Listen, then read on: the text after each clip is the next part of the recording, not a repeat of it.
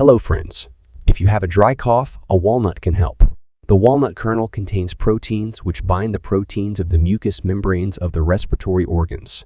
In this way, the walnut kernel restores the mucous membrane of the throat and acts against dry cough and cough irritation. Make medicinal tea, for which you need 10 walnut kernels, 4 deciliters of cold water, and place walnut kernels in a small pot of cold water. Bring to a boil and cook over low heat for about 15 minutes. Then strain and sweeten with honey as desired and it is ready to use. Drink lukewarm tea in sips throughout the day. Take until the cough subsides.